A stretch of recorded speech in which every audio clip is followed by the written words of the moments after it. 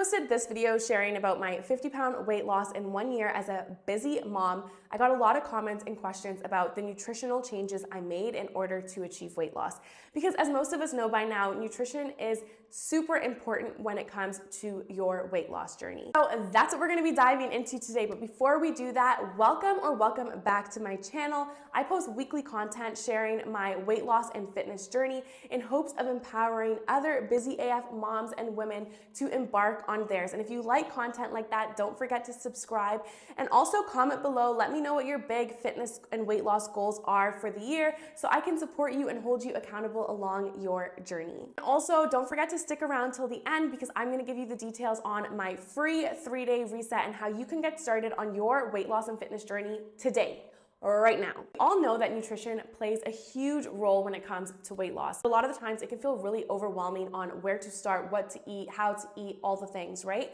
And today I'm not gonna share any specific recipes or meals that I ate on my weight loss journey or that I still currently eat today. But if you do think that would be helpful and you would like to see some meals and recipes, then drop a comment and let me know. I can create some unaesthetic cooking vlogs because your girl is not a chef, but I can create some cooking vlogs showing you guys what I do eat on a day-to-day basis, okay? But today we're gonna focus on the changes I made for my nutrition in order to achieve weight loss and how I went about it, okay? So the first thing I did was figured out what my calorie deficit was. This is so important. In order to lose weight, you need to be in a calorie deficit. That's it.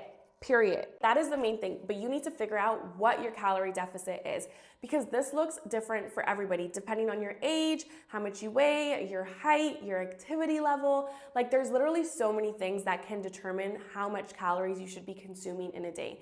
If you need help figuring this out, you can use apps like MyFitnessPal, or you can even go onto ChatGPT, type in all the details about yourself, ask it what it needs in order to give you your calorie deficit, and then get it to populate it. There are so many resources on the internet for you to be able to figure out what your calorie deficit number is that you can utilize, okay? I recommend MyFitnessPal. I also wanna say that you should not be in a calorie deficit indefinitely, okay? A calorie deficit is a stage of your fitness journey, but it should not be where you are forever. Eventually, you need to come out of a calorie deficit and go into your maintenance period, which is where I am right now. I'm eating enough calories to maintain what I have right now. So step one is figuring out your calorie deficit, your unique calorie deficit number. Now, once you have your calorie deficit number, you can also figure out what your macros are. So macronutrients are your carbohydrates, your fats, your proteins. You can figure out exactly how much of those things you should be consuming on a day-to-day basis. So once I had my calorie deficit in mind, what I did next was I spent 2 weeks tracking what I was eating. Now, for me personally, I don't think living a life where you are continually tracking your calories and macros is a very fulfilling life. I find that if I'm obsessing over if I'm getting enough calories, if I'm getting enough macros every single day, personally, that's like miserable to me, okay? That does not sound like a good time. That does not sound like fun. And as someone who also struggled with disordered eating in my past, I can find that very triggering when you're like constantly weighing your food, measuring it, checking into your MyFitnessPal to see if you've hit all the goals. Like I can find that obsessive behavior to be not necessarily the best for me. So what I did instead was I spent 2 weeks tracking because 2 weeks felt like a good enough time to really understand what was going on with my body and not for it to like spiral out of control, okay? But within these 2 weeks, the key to it is to make sure that you are really listening to your body and paying attention to your body's cues. So figuring out when your body actually feels hungry, when it actually feels full, how it feels being in the calorie deficit, because there are times when you're in a calorie deficit that you feel slightly hungry because you're in a calorie deficit, like that is normal. But making sure it's not like too drastic, right? Like that you don't feel like you're starving yourself because that is not normal. 2 weeks to really listen to my body, pay attention to how I was feeling in the calorie deficit, paying attention to what I was eating that was keeping me in my calorie deficit.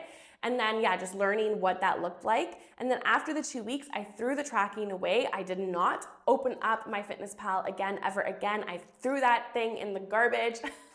If I ever go through another weight loss period, I would probably do the 2 weeks again and then throw it away. I stopped tracking and I just started to know what my body felt like being in a calorie deficit and what I needed to consume. And this leads into the third step, which is what really made it easy. During those 2 weeks that I was tracking, I also tested out recipes that were really, really easy, AKA they took me 30 minutes or less to make, that were really, really delicious and that kept me within a calorie deficit. And what I ended up doing was I ended up finding about 5 to 6 staple recipes for breakfast, lunch, and dinner. And now to this day, those are the recipes that I eat every single week, okay? Because for me, I am a foodie, your girl loves her food, okay? But during the week, especially like Monday through Friday, when I'm like hustling and bustling between work, my kids' activities, his school, all the things, I don't really have time to be chefing it up in the kitchen, nor do I have the desire or energy to do that. I would rather be in, be out, have something that I know tastes good, get it done as quickly as possible, and that I know keeps me in the deficit that I need to be in. So during those 2 weeks, I created staple recipes that I literally recycle through all the time. Well, also like another huge hack for this is that it makes grocery shopping happen so much easier. Like I personally order a lot of my groceries on Instacart. Like I'm a little bit lazy, I know. We listen, we don't judge. What I can do now is I can just click reorder because I pretty much need all the same groceries because I'm pretty much recycling the same recipes every single week. And this made it so easy for me to stay in a calorie deficit, for me to cook healthy meals, for me to be in and out of the kitchen and like to actually make changes in my diet without feeling overwhelmed or bombarded by it. Because honestly, changing your diet, changing your nutrition is probably one of the hardest parts of your fitness journey. Like nobody talks about that.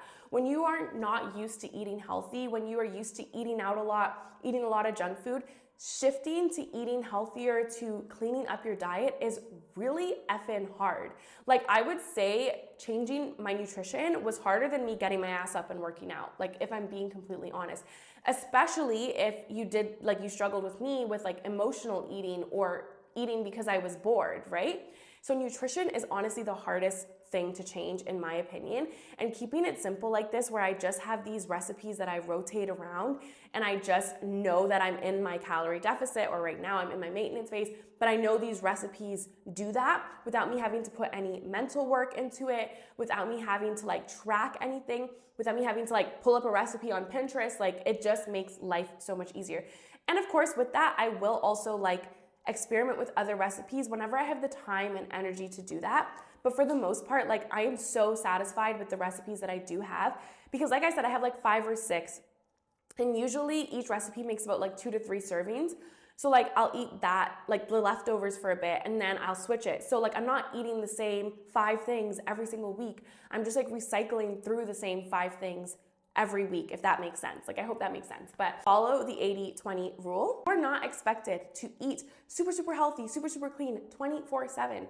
You are meant to enjoy the things you want to enjoy. You want an ice cream, go get ice cream. You want a glass of wine, go have your glass of wine. Like you are meant to enjoy the things that you want to enjoy. So instead of trying to restrict yourself 100% of the time, follow the 80-20 rule. So 80% of the time you are eating super clean, you are staying within your calorie deficit, you are doing all the things, and 20% of the time you are maybe stepping out, doing things a little bit more enjoyable that are not as restrictive as maybe what you're eating during your calorie deficit. And with that too, make sure whatever you're eating you enjoy, because I want the biggest thing I want to go like to run home, touch home base. I don't know what the saying is, but the biggest thing I want to push for you guys is that this is something that you're trying to create a lifestyle around, right? You're not trying to go on a crash diet. You're not trying to like do this thing where you lose all this weight and then you end up putting it back on in a month because this was just like something you couldn't sustain. You don't want that. We want sustainability, longevity, okay? So whatever you decide to make your 5 or 6 staple meals, make sure there's something that you literally love. Like when I think about my staple recipes, like I drool, like I love them. I think they're so delicious. So when you're thinking about what your staple recipe could be, make sure it's something that you really would enjoy eating if you were gonna eat it every week for the rest of your life. And I think also remembering that nutrition is fuel, right? So like Monday through Friday, I'm really just trying to make sure that I'm fueled enough to do all the things I need to do. It's really not about like making sure I'm like having these divine like gourmet meals. Like no, I just want to make sure I'm in and out of the kitchen, I'm getting enough nutrition. So this has turned into a little bit of a tangent.